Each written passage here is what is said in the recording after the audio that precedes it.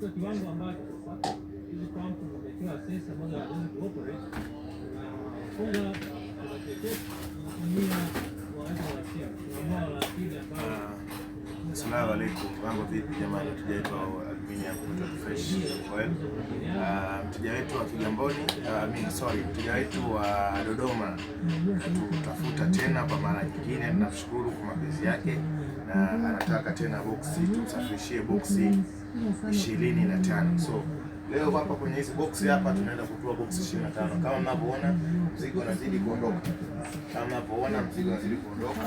Na mzigo uko mwingi sana kwenye store. Kama mnavyoona hapa mzigo unazidi kuondoka. Na hapo mwisho haya ya juu tushauza sana, kwa hiyo hivi kama boksi tu ila mzigo unazidi kuondoka. So kama mnavyoona jamani, ofisini kwetu tunapokea oda nyingi za mikoani na tunashukuru wateja wetu wa mikoani jamani, mnatusupport sana. Nashukuru kwa kila hatua dua tunaenda.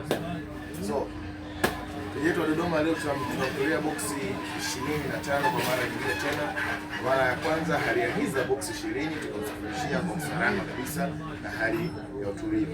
Namshukuru Mungu naye alitudirishia majibu salama kwamba mzigo amepokea na biashara inaendelea kama kawaida.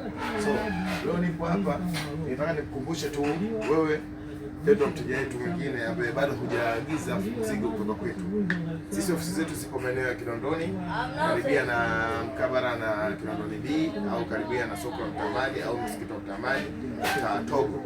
Karibuni sana ofisi kwetu. Pia tunafanya delivery kuanzia boksi 5.